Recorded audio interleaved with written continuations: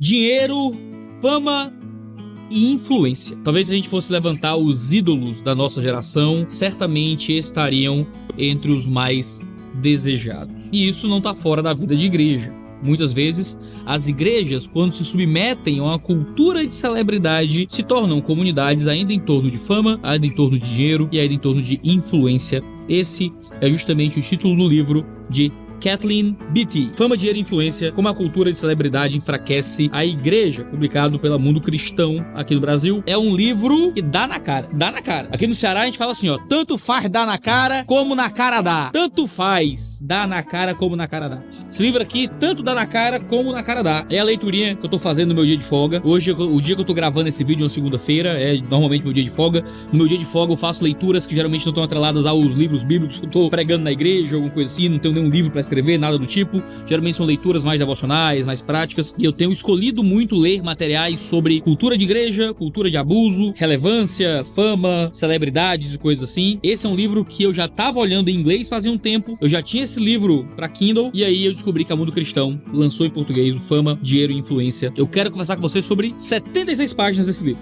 Eu li hoje, no meu dia de folga, 76 páginas desse livro. Eu tava lendo lá em casa, eu disse, Isa, eu vou tomar banho e vou no escritório, que eu quero poder falar do que eu acabei de ler, enquanto tá fresco na minha cabeça. E eu tenho certeza que eu vou voltar aqui pra falar sobre as outras duas partes do livro, mas só essa primeira parte já vale o peso do livro em ouro. A primeira parte se chama Grandes Coisas pra Deus e tem 3 capítulos, foi o que eu li hoje. Poder social sem proximidade, as primeiras celebridades evangélicas, mega igrejas, mega pastores. O livro também tem outras 2 partes que eu ainda não li. 3 tentações, abuso de poder, busca por plataformas, criação de uma persona. E parte 3, para subir desça, a procura de embaixadores de marcas, o Messias obscuro e a fidelidade cotidiana. A Kathleen é uma jornalista, já escreveu pro New York Times, New Yorker, The Washington Post, e fez esse material maravilhoso. Melhor palavra, maravilhoso, por mais doloroso que seja, sobre a cultura de fama dentro do ambiente de igreja.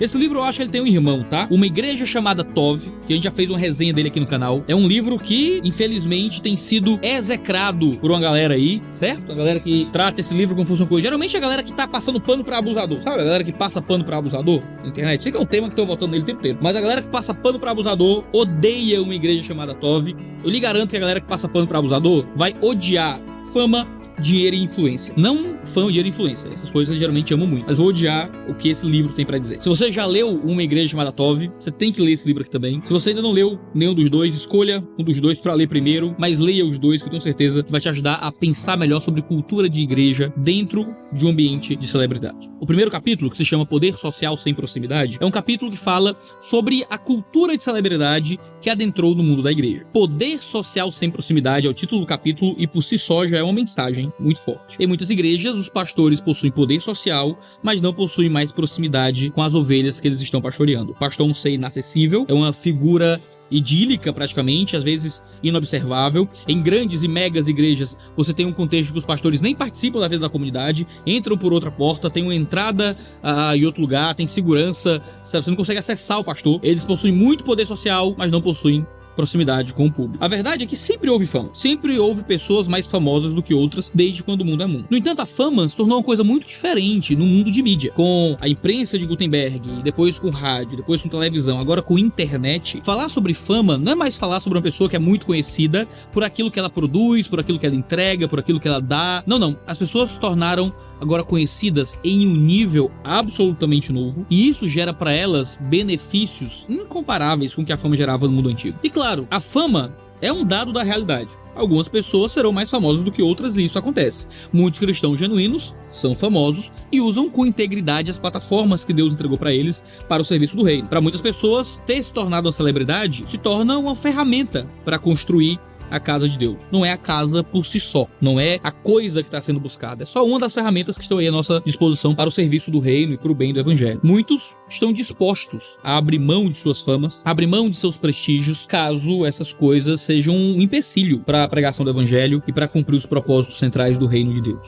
Agora, muitos outros cristãos, no entanto, se apropriaram da ferramenta da celebridade e descobriram que, na verdade, não é uma ferramenta, de que, na verdade, a fama acaba usando o indivíduo servido de ferramenta para si. A fama é um animal selvagem, às vezes incontrolável, e a cultura de celebridade muitas vezes tem destruído a casa de Deus de dentro para fora. Na página 16 ela vai dizer: a fama é ligada ao nosso desejo humano inato de criar algo que vá além de nós mesmos e que abençoe ou inspire gerações futuras. Como portadores da imagem de Deus, temos em nosso cerne o impulso de criar cultura. Não podemos deixar de fazer. Quando nos saímos bem nessa tarefa, e de uma forma que beneficie o nosso próximo ou alivia o seu sofrimento, por vezes obtemos um tipo de fama. Ganhamos renome no âmbito público por sermos bons membros da sociedade. Tornamos-nos semelhantes aos tzadik, termo hebraico usado nas escrituras para se referir aos justos, pessoas conhecidas em uma comunidade por sua integridade pessoal, generosidade e transformação social. O tipo correto de fama nasce de uma vida bem vivida e não de uma imagem pessoal meticulosamente cultivada. A fama, em sua melhor forma, é o resultado de virtude, é o efeito e não o objetivo de levar uma vida virtuosa. A fama pode existir como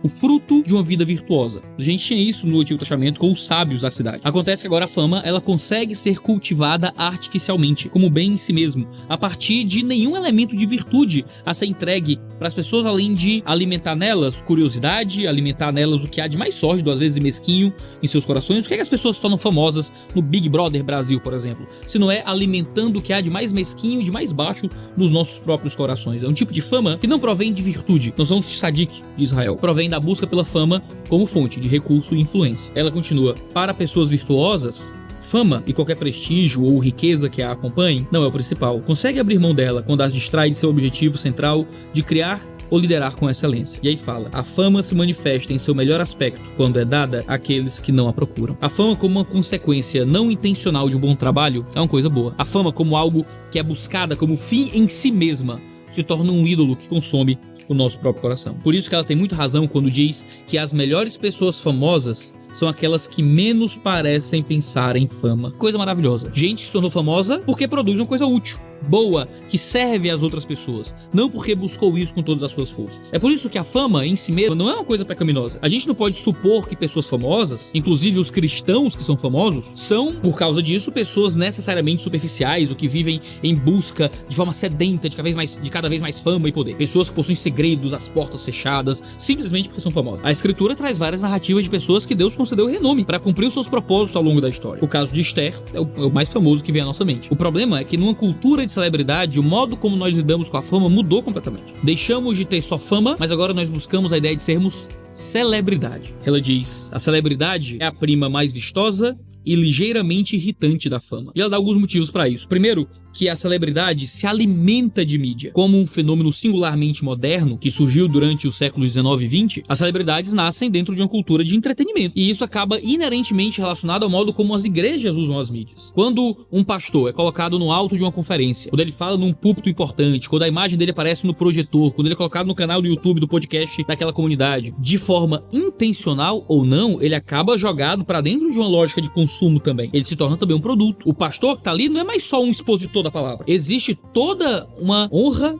toda uma autoridade, toda uma projeção que surge dali, que pode conferir para ele uma série de outros benefícios. Ora, pensa no trabalho que a gente faz aqui no YouTube. Não é um trabalho de igreja, não é no púlpito, não é uma conferência, mas se eu venho pro YouTube e começo a pregar o evangelho, como eu comecei vários anos atrás, ninguém, sabe, não tinha muita gente assistindo aquilo. Eu falava com meus amigos, falava com as pessoas à minha volta. E isso foi criando público, pessoas foram entrando ali. Acaba que hoje, com 1 milhão, 2 milhões de pessoas me assistindo todo mês, isso gera um tipo de projeção, isso gera um tipo de influência, isso gera até mesmo ganhos financeiros. Então, quando eu venho gravar um vídeo aqui pro YouTube, eu não sou só um simples pregador da palavra mais. Não sou mais um idealista que tá aqui sem absolutamente nenhum ganho pessoal. O simples fato de eu estar aqui pregando por si só já gera algum tipo de retorno pra mim. E isso se torna uma coisa muito tentadora pra mim e pra qualquer pessoa que olhe pra internet e pra projeção que as mídias sociais dão como uma fonte de lucro, como uma fonte de prosperidade, como uma fonte de estar dentro de algum círculo que ele quer participar, o que quer que seja. Acaba que a gente não pode ser ingênuos acerca do nosso próprio coração. Quando Deus nos dá fama e projeção, em uma cultura de mídia, nós podemos ser tragados no nosso coração por toda a lógica da celebridade. E eu gosto de me colocar aqui nisso tudo, porque é uma forma de dizer que nenhum de nós está isento disso. Tem uma frase famosa do Andy Warhol que diz que no futuro todo mundo terá seus 15 minutos de fama. E em um tempo de redes sociais, quem vai dizer que isso é mentira? Todo mundo tem um pequeno público à sua volta. Todo mundo tem um ambiente de falar hoje em dia. Todo mundo está sujeito a entrar num círculo de fama e de celebridade em algum momento. Se nós não estivermos cientes disso, a gente pode ser tragado em nossa própria ingenuidade. Veja, antes mesmo de um tempo de mídia e de redes sociais, Paulo já condenava pessoas que usavam o ministério com intenções gananciosas. O mesmo Paulo que diz que era justo que as pessoas fossem remuneradas pela pregação do evangelho, é o Paulo que condena aqueles que usam o evangelho com a intenção de remuneração, como fonte de lucro, que não viviam a fé com contentamento com aquilo que Deus dava para elas. É por isso, e aí é o segundo ponto dela desse capítulo, que a cultura de celebridade acaba transformando ícones em ídolos. Celebridades modernas representam mitos seculares perenes. Gostamos delas porque queremos ser semelhantes a ela. E você encontra uma celebridade em alguns lugares, você é atraído por aquele tipo de visão, você é atraído pela ideia de estar perto de uma pessoa que é famosa, que todo mundo sabe quem é e tudo mais, você quer uma foto. Às vezes você nem gosta tanto da pessoa, mas você quer uma foto, você quer falar com ela, porque de alguma forma aquilo te atrai. Há uma força magnética muito forte na celebridade. E é por isso que surge um poder social sem proximidade. A celebridade é alguém que tem um poder social de influência muito forte. Esse é um termo que é usado hoje em dia, né? Influencer. Mas que não tem nenhuma proximidade real com você. E eles vivem de criar uma ilusão de proximidade. E dizer que vocês são amigos, que te amam, e que nós somos uma família, e não sei o que, aquele negócio todo. E que no fim das contas, a celebridade não sabe quem é você, mas ela precisa que você compre os produtos dela, precisa que você encha os eventos dela, precisa que você dê poder pro nome dela para que ela seja quista nos círculos poderosos. E tudo isso não tá fora do ambiente religioso, não. As igrejas dos nossos países, seja o meu país, nosso país, Brasil, seja lá nos Estados Unidos, que é o país da Kathleen, são igrejas que estão imitando a cultura de celebridade secular, ao invés de se opor a esse tipo de cultura. Temos inúmeras instituições, ela diz, construídas em torno de personalidades, pessoas com imenso poder social, mas pouca ou nenhuma proximidade. O que é que isso gera? Gera escândalos, culturas de abuso, roubos, mau uso de finanças. As histórias, nós conhecemos várias, são terríveis. Ela encerra o capítulo 1 dizendo: muitos dos líderes cristãos caídos, sobre os quais publicamos reportagens ao longo dos anos, não haviam iniciado sua carreira como celebridades. À medida que empreendiam seu ministério, foram reunindo seguidores graças às suas realizações, criatividade ou virtude. As vias saudáveis que no passado levavam à fama, desejavam servir sua comunidade ou exercer forte impacto. Quase sempre tinham começado com a esperança de tornar o nome de Cristo maior que o nome deles próprios. Aos poucos, formou-se um abismo entre quem eles eram por trás de portas fechadas e quem eram no palco ou em seus próprios sermões e relatos. Haviam começado a acreditar em sua autopromoção. E membros e funcionários da igreja, editoras e fãs nas redes sociais que os veneravam, estavam dispostos a alimentar essa propaganda exagerada, pois derivavam significado e identidade para si próprios de uma ligação artificial com a celebridade cristã. Esses indivíduos de renome tinham plataformas incríveis sobre as quais nós, seus fãs e seguidores, os havíamos colocado. Eu acho que esse primeiro capítulo já justifica o livro inteiro. Mas o livro é muito interessante porque os dois capítulos seguintes apresentam uma história da igreja evangélica americana a partir de dois grandes personagens principais. Primeiro, Billy Graham, no capítulo 2. Segundo, Bill Hybels, no capítulo 3. Lidando com as primeiras celebridades evangélicas. Um exemplo positivo, no caso de Billy Graham, um exemplo negativo no caso de Bill Hybels e os escândalos que envolviam a Willow Creek. Escândalos esses que você também já deve ter lido lá no Igreja Chamada Todd. O capítulo 2, que fala do Billy Graham, fala de como o Billy Graham, por mais que tenha sido um cristão muito genuíno, um homem muito respeitável, foi talvez a primeira grande celebridade evangélica. Ela fala uma coisa do Billy Graham que é muito tocante. Ela diz que ele chegou ao fim de sua vida sem escândalo e sem desonra. Esse é o tipo de coisa que eu gostaria de que escrevessem sobre mim quando eu morresse. Chegou ao fim de sua vida sem escândalo e sem desonra. Isso é uma coisa muito certa, porque a gente tem histórias terríveis de homens que terminaram seus ministérios com escândalo e desonra, não é? De abuso sexual, de uso inapropriado do dinheiro, uma coisa terrível. Mas nesse capítulo ela vai mapear parte do ministério do Billy Graham, que foi a grande celebridade evangélica daquele período, o homem que andava na Casa Branca, que tinha amizade com várias celebridades do mundo americano, e de como o Billy Graham acabou sendo o primeiro grande nome de alguém que foi maior do que as instituições. As instituições em torno do Billy Graham eram menores do que o próprio Billy Graham. Antigamente os homens eles trabalhavam dentro de um corpo institucional, agora o Billy Graham se tornou uma celebridade para além do seu corpo institucional, por mais que ele tivesse motivado e criado várias instituições também. Foi dentro desse contexto que surgiu um tipo de paixão cada vez maior por pregadores itinerantes, por grandes nomes que atraíam as pessoas para além da atuação simples de pastores de igreja local. Billy Graham chegava a ser chamado de o pastor da América. Esse é um termo que eu ouvi muito falarem sobre o Billy Graham quando eu li a biografia dele, publicada pelo Grant Walker. Ela diz o seguinte: mas o título de pastor da América não é muito preciso no caso de Graham. Um pastor é alguém que cuida de almas, E para cuidar de uma alma, é preciso conhecê-la. Do palco e da tela, Graham ou qualquer outro líder cristão não tem como falar a seus ouvintes de modo específico. O discipulado, como é descrito no Novo Testamento, exige a participação de uma comunidade em que somos conhecidos e, aliás, também conhecemos nossos líderes espirituais. No entanto, a vida na igreja local nem sempre é tão fascinante assim. Pregadores e palestrantes de renome são muito mais fascinantes. O papel desses pregadores, é suprir nossas necessidades pessoais de inspiração e ânimo. Eu fico muito triste quando alguém me encontra, eu ouço isso com alguma frequência. Olha, você é o meu pastor na internet. Eu sempre tenho que dizer, sou não, irmão, sou não. Eu sou um educador, sou um professor, sou um escritor, sou um youtuber. Sou o que você quiser. Me chame de youtuber, que é quase um xingamento. Me chame de youtuber. Mas eu não sou o seu pastor. Sou um pastor, mas não sou o seu pastor. Porque eu não vou pregar no seu velório. Porque eu não vou estar no funeral da sua mãe. Porque você não vai chorar no meu ombro. Porque quando sua esposa estiver colocando as malas dentro de casa por causa de uma crise, pra ir embora, não sou eu que vou lá de madrugada. Não sou eu que vou tirar as suas dúvidas reais e específicas do dia a dia. Porque um pastor que tá numa tela não é o seu pastor de verdade.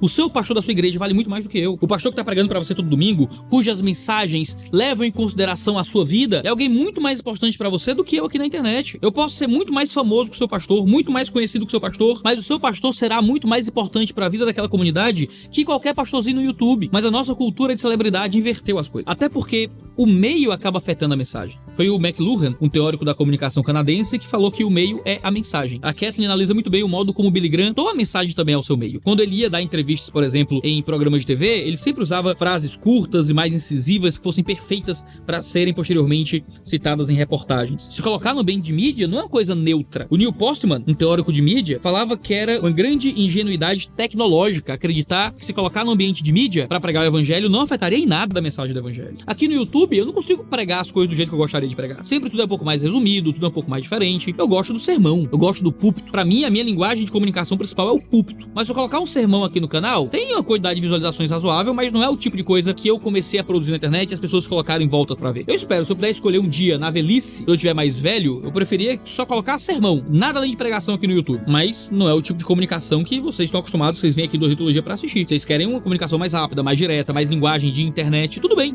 altamente legítimo. Mas isso afeta a velocidade das respostas, o tipo de fala, até mesmo a profundidade que eu posso dar àquilo que é falado pra mim. E veja, pra mim, eu tenho o controle sobre esse canal. Não dependo, minha vida financeira não depende dele. Imagina as pessoas que têm toda uma estrutura gigantesca à sua volta e precisam do dinheiro e do recurso daquilo que vem por meio até mesmo da pregação. Acaba que você precisa submeter aquilo que você tem pra dizer ao recurso que você tem pra receber. O meio acaba afetando a mensagem. Por isso que ela lamenta. O poder da celebridade em nossos dias ultrapassou consideravelmente o poder das instituições, entre elas a igreja. Hoje em dia é mais provável que instituições sirvam de plataformas para apresentação e proeminência, usadas por líderes para projetar sua imagem pública e sua marca, em vez de serem locais de boas obras coletivas e de transformação social. Em outras palavras, muitas de nossas instituições religiosas servem a líderes individuais, em vez de esses líderes servirem às instituições. Igreja se torna uma plataforma para que o pastor possa expandir a influência do seu ensino para além de seus membros, as pessoas que ele é chamado a servir. E isso acaba gerando maior potencial para que líderes alcancem